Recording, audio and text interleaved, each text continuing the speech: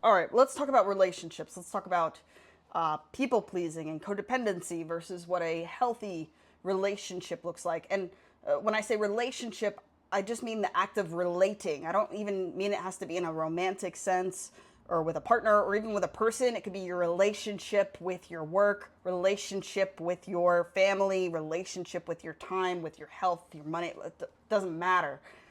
So what we're talking about more is like uh, the quality of our interactions with things, both outside of us and our quality of relating with ourselves inside of us.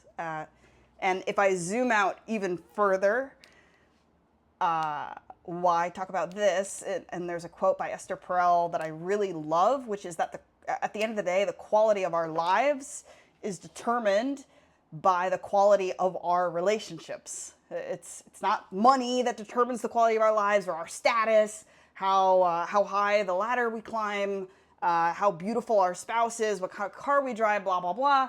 At the end of the day, it's the quality of the relationships, quality of the relationship. So, like, to zoom out as much as I can here, I'm in a wheelchair because I am actually today 6 weeks out from ACL and meniscus surgery. So, we're celebrating by rolling for you, I guess.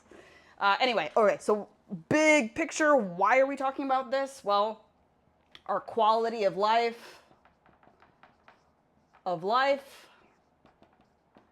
is determined.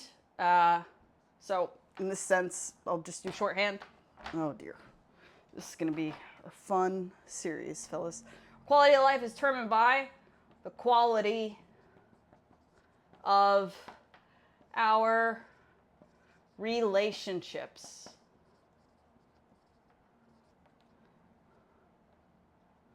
Right? And that's not just me, what I've seen from my personal life or from my work with different clients and different businesses. It's just found outside of us from New York Times best-selling author. She's a relationship therapist, a sex therapist, intimacy. Like, she's just beautiful. She does with like work dynamics. Like, she's just beautiful. Esther Perel, definitely check her out. She has a wonderful TED Talk as well.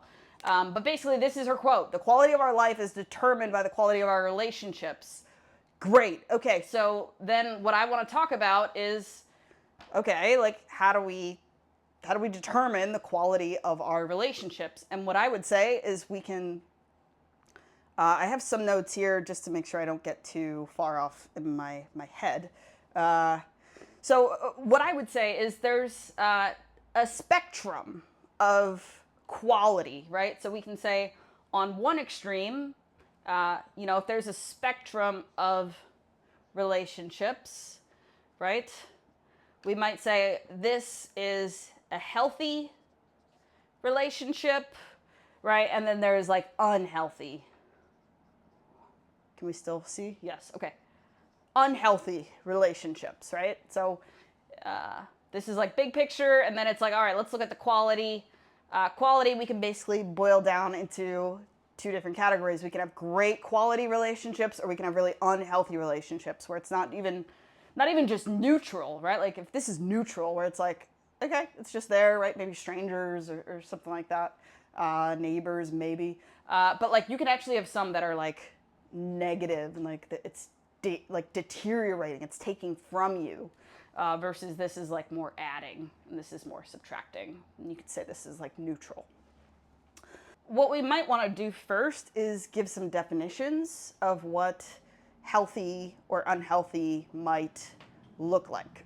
So when I think of a healthy relationship, the way that I think of it is there's a well, some of these you might feel more. It's going to be describing a like interpersonal relationship. Some of these might be able to be extended. So I'm hoping you can kind of roll with it. But if you have questions, let me know. Healthy relationship is like a balanced relationship. So you might say, like, all right, balance, what does that look like? Well, you're right, balance does look like different things for different people. But when I say balance, it's a balance that works for both parties involved, right? So balanced might mean in terms of the amount of power, the amount of say, the amount of freedom or autonomy, the amount of what it takes versus what it gives, right? And in different like micro areas, there might be imbalances, right? I mean, people think about this with relationships of like splitting house duties, right? Like someone, we're not balancing who does the dishes half and half. Like, no, but like if you zoom out as a whole with like the work that it takes to run a home, let's say, is that balanced, right, in a way that works for them? Or even maybe you just have one person that takes care of the home and somebody that takes care of something else. Does that balance feel right to both people? And what I would say, I guess, is like healthy relationships, they're fulfilling. They feel good. They feel good. They are generative. What I mean by that is it's adding to you. Like it's not feeling like it's just taking away, right? It's there's a generative element. Again, we can look at like little moments and say like, well, that didn't feel good, so that means it's not healthy. Like, no. Again, like this is going to be key here, is that in any little moment, if we zoom in enough, it's not balanced, right? It's all waves, but it's like if we zoom out enough, does it feel balanced, right? You might think of a relationship with a kid and a parent. Does that feel balanced in terms of like the work involved and things like that? No, right? But in terms of what is okay for both parties, right? Like is the kid getting what they need? Are they getting their needs met, right? And then like the parent, are they getting their needs met in this dynamic? And it might not mean they're getting it met from that person, from that source, but in general, is this relationship within a bigger scope? Like, so you're going to see this theme of like zooming in, zooming out. And I think the better we can get at zooming, like the more all of this just makes sense. So we want balance, fulfilling, feels good, generative. I would say that there are some like just like spiritual principles of healthy, honest relating that like just generally feels good, right? So like there's an element of like honesty, honest, authentic, right? There's a sense of safety, right? Physiological, physical. I would say also is like there's it's flexible, right? Like so, not so rigid, flexible. In other words, like things change over time, right? For instance, my relationship with my my work, let's say, if it was very rigid, it would require that there are certain things that I need to only be recording this in a certain environment while I am standing or whatever. And it's like, okay, but I have a more balanced relationship with the work that I do and the people I chat with and work with. So like, like literally it creates some flexibility and creativity of like, oh, you know what, I can't do it this way. I'm actually like recovering from surgery. So maybe the times that I'm available or the literally like mobility needs to be more flexible to allow for like the natural changes, right? So it's flexible. Are we still seeing? And I would say like it's dynamic. It grows, dynamic. There's like some growth, right? And change, right? It's not that healthy relationships are like fixed things that never change. It's that there's a dance, there's a change over time. It's fluid, it's adaptable. Okay, let's look at unhealthy relationships. I mean, if we want, we can just kind of take the opposite of all of these. Imagine that you can do that. So, you know, I'm going to try to come up with like some different ways that you might be able to conceptualize it a little more. But if you think balanced is healthy, unhealthy is going to be like not balanced, right? So there's like power and control dynamics potentially. Some element of power or control.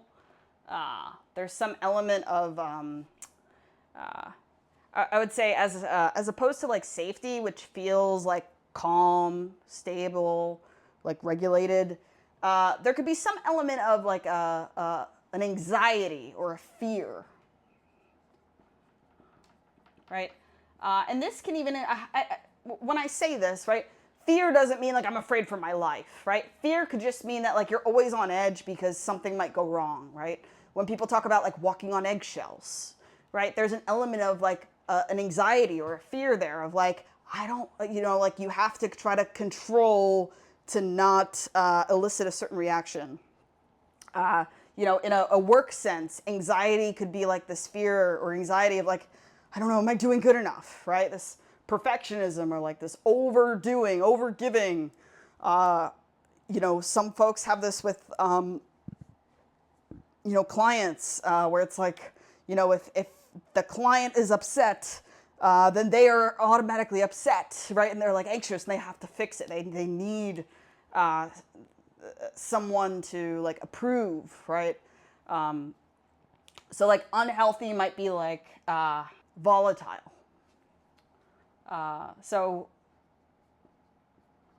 when I say like there's anxiety and fear, it's kind of like there's like really high highs and then like really low lows, and it's not like, you know, like a wave where like it's kind of like normalized and then like, all right, maybe something big happens and like it's a little harder, but like you're still, let me go this way, you're able to like, oh, that looks kind of cool, you're able to kind of like, you know, ride the waves and be flexible, right? Like there's a dance. Verse, you might think of flexible here as like a dance, right? There's still a rhythm, there's a flow, a degree of like normalcy and balance. Volatile, you might think of like as a seizure, right? Where it's like highs, lows, and it's like very just not fun. So like unhealthy, if I look back as a whole, like it feels very just like depleting. Or you might say like exhausting.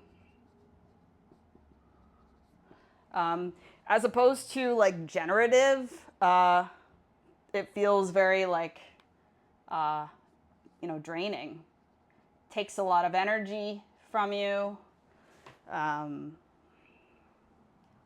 Yeah, it doesn't really feel good. I'd say where a healthy relationship, like there's neutral and then like it feels good. Unhealthy relationships are mostly like on this side of the spectrum, like you're not feeling good, but then you get little crumbs of feeling good.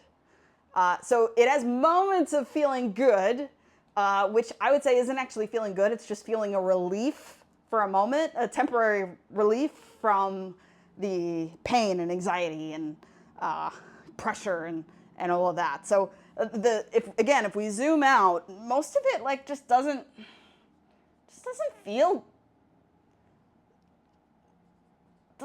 great, right? It doesn't feel like this sense of like excitement, of like this joy and laughter, right? And creativity and fluidity, right? Even if it's like with business, right, or work.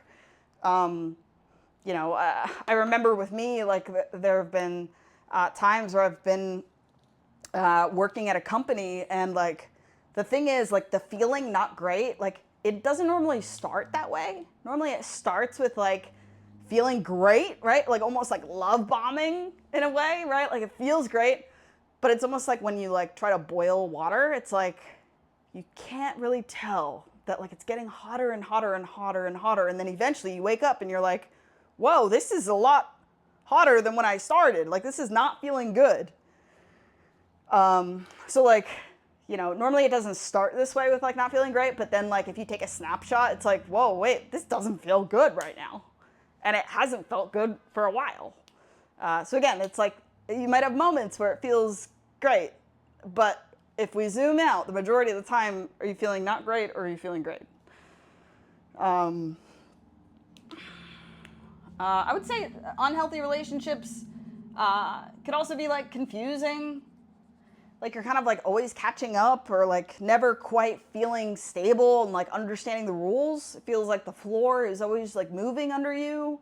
The rules are always kind of changing, or like you can never quite get a grasp on the rules. Like the image I get is like when you're just paddling to just keep your head above water and it's just like you never really have a chance to like breathe.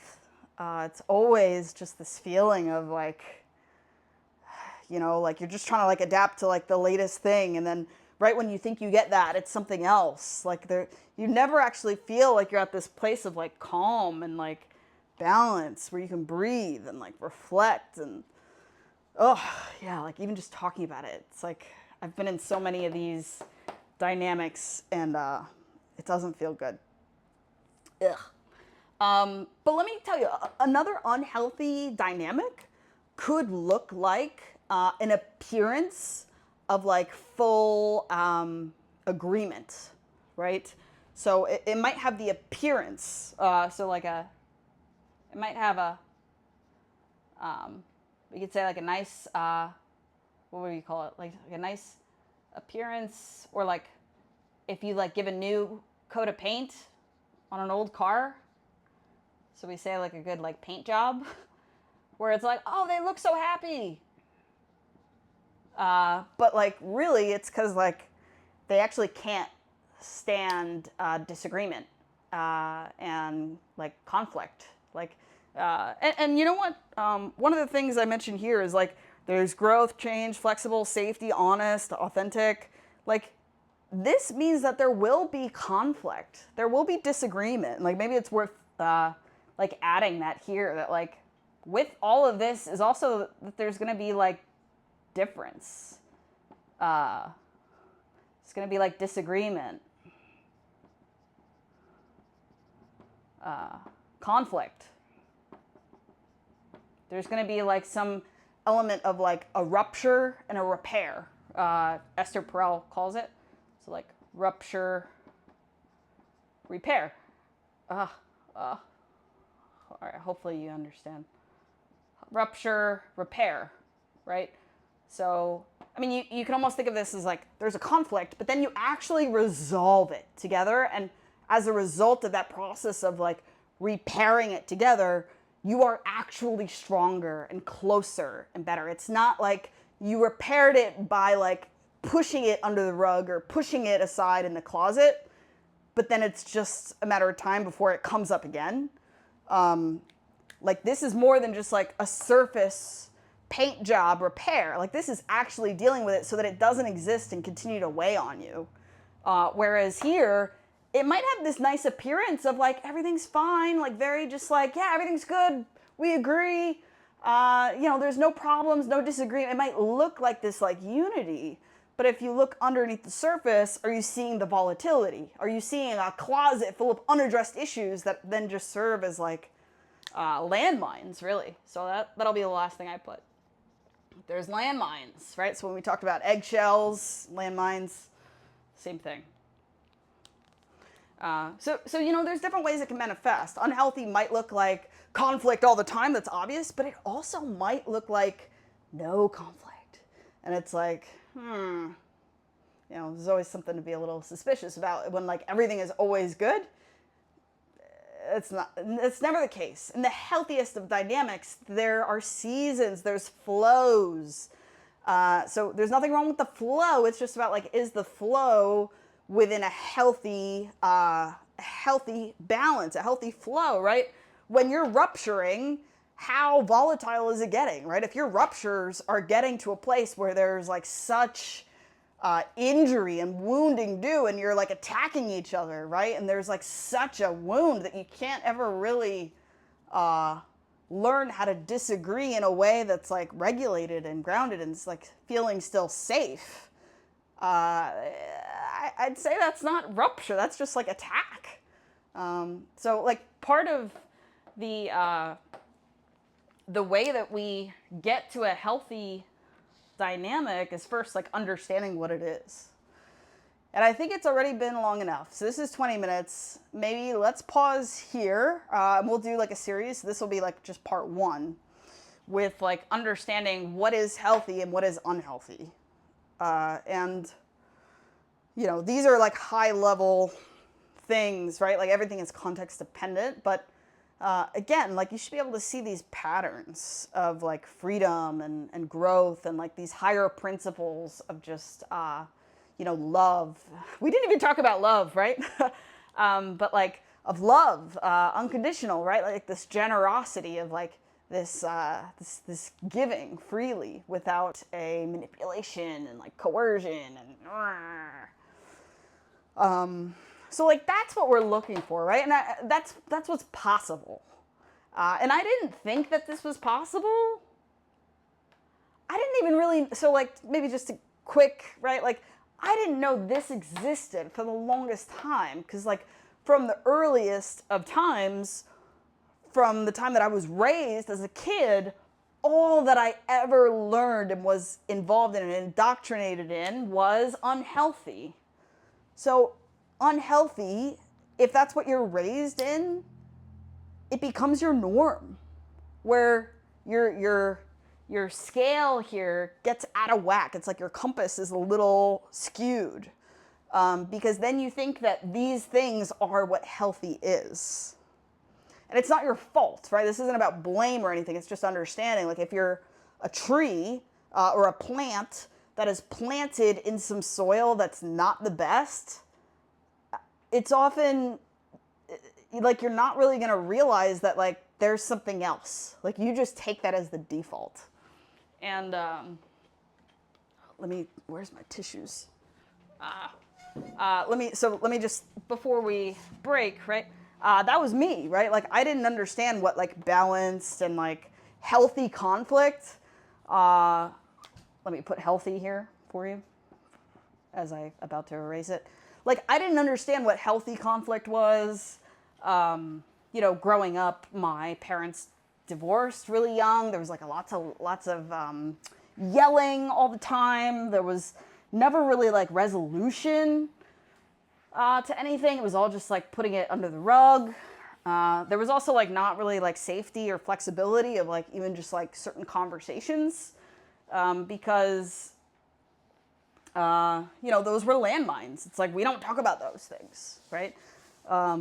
So, you know, like, and very volatile, right? Like you wanted to walk on eggshells, or at least for me, because, you know, I was raised in environments with people who like didn't have their own sense of what healthy was. So again, they were just teaching me what they learned, which was also unhealthy. So, you know, when I finally like became an adult, let me just redo this. You're going to see very clearly what an ADHD brain I have if you haven't already. So maybe this is a channel for neurodivergence.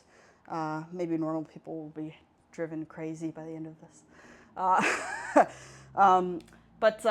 So like unhealthy was all that I knew, right? I didn't know anything about like healthy communication, emotional intelligence, feeling safe to like express disagreement or questions or like anything like that, or like feeling balanced, like having needs, being able to communicate them, being able to ask, like being able to just like feel my feelings and like have a say and like, you know, like even just like having my own internal world that I could share.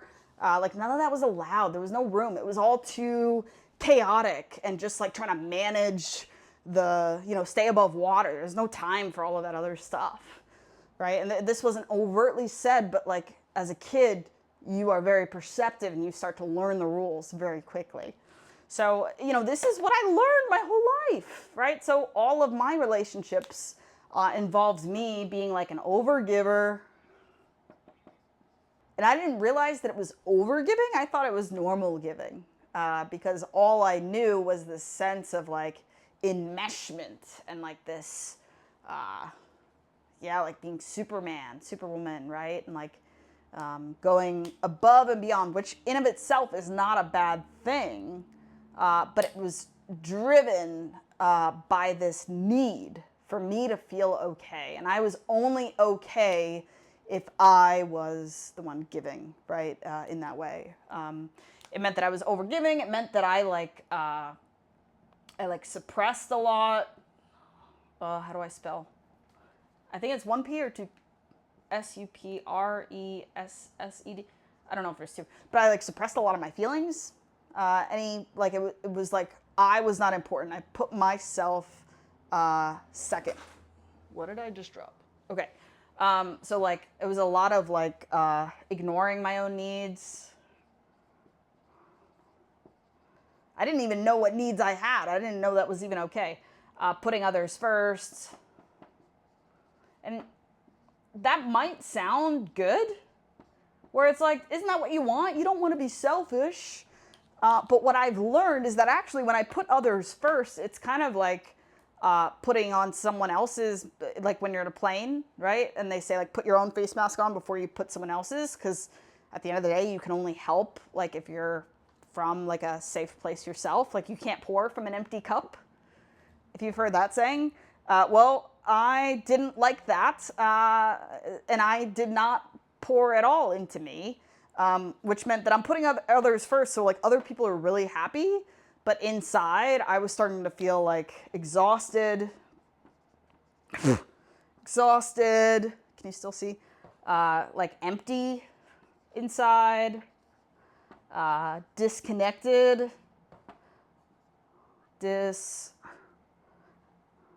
Connected. Like on the surface I was connected, but like on a deeper level, like I just felt like really unseen. And it was because I couldn't allow other people to see me because I was too busy seeing them, right? And like, again, right, when we talk about imbalance, that imbalance doesn't need to look like force and control, like I am in power and you are not. It could also look like an imbalance in giving. And like, anyone in like a healthy dynamic understands that like there is such a beauty and a gift in being able to like help someone else and be of service.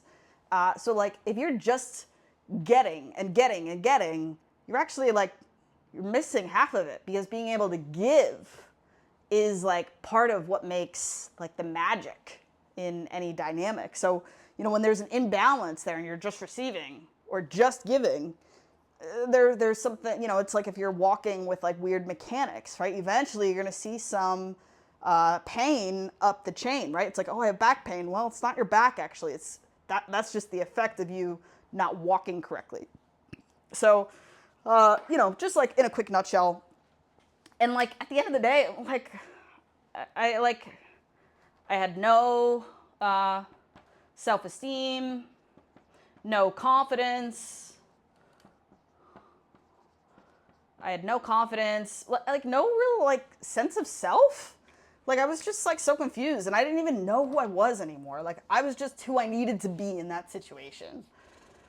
So, you know, like that's a little bit of like where I came from, you know, my, and what that meant is I was in work relationships where like I was over giving and like working and working and burning out and working and like not able to turn off, where eventually that led me to a panic attack and like a total breakdown where like I had to go on short-term, like a leave of absence.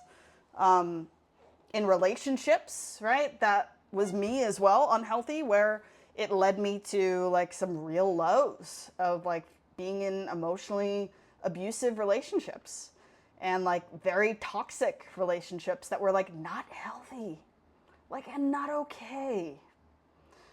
But again, right, like when it's you, often it's hard to see that with like a clear perspective. Like it's easy to minimize it. Like, it's not that bad. It's not that bad. I'm okay. Or, you know, it's my fault. Or, you know, and at the end of the day, like it meant I spent a lot of time and a lot of years in dynamics with companies and places and people and things, even drugs, right?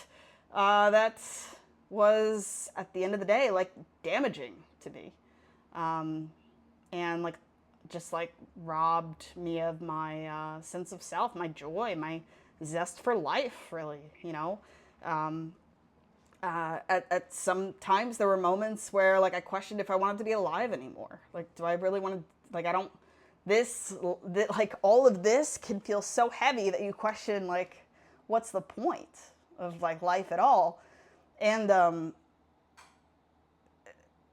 I'd say that that's not necessarily a bad thing when you get to that place. A lot of people are like, that's terrible, look at the bright side, you know, but actually, like, when you're honest with yourself and you get to this place of like, what the fuck am I doing? Like, I don't want to live this way anymore. I'd say that's actually like a beautiful moment of like awareness of like, I don't want to live like this anymore.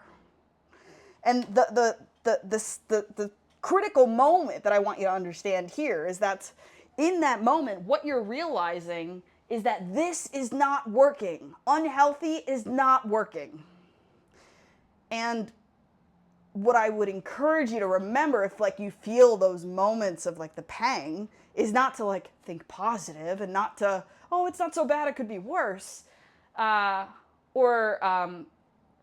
it's actually to realize that like there's a way out. It's not this or like you're dead. Like, it's not like this is the only option where it's like if you're going to be alive, you have to be okay with this. Like, you are just doomed to only these types of relationships. No. Like, when you get to that moment of like, I've had enough, great. That's a moment of clarity. And the beautiful thing is you don't have to end your life to get something else and to get relief. You can actually start to learn some of this, the healthy side. And that's what we'll talk about a little bit more next time is like, well, how do you actually get that, right? But the first step is just to have like this honest moment with yourself of like, yes, I've been getting all of this and I'm done minimizing it. I'm tired of like making excuses for it. I'm ready for something else. So like the moment that you realize it's not working and that it's not like you're ready for change, even if you don't know how or what that looks like, when you just know enough to know this isn't it, that's step one. Like, good job. That's the first step. And then we'll start to talk about like, okay, now what? Now that you know what you don't want, how do we get you to what you do want? Because it is possible. Take it from me. Like, I was not born with these skills. I was not born with healthy models of, healthy relating. If anything, like, I went down, right? Like the panic attack, the, not wanting to be alive anymore, the, like total mental breakdowns. I've been there, and somehow I've now crossed the chasm, right? Because I've been able to learn some new skills and grow and develop, right? And I'm saying that that is possible for you too. I don't care how deep into the unhealthy world you are. If you just have enough of, I don't want that anymore, and you're willing to do something different, even if you don't know what that different thing is yet, we'll talk about it in the next, video. But if you just know this isn't it, and I want something else, and I'm willing, like, tell me what to do. Like, okay, that's all you need, right? And the freedom, the connection, the love, the energy of like joy and intimacy and authenticity, like all of that is available for you. I don't care what your story is. I don't care what your past is. Like, that is available for you if you want it and if you're willing to do the work to get it.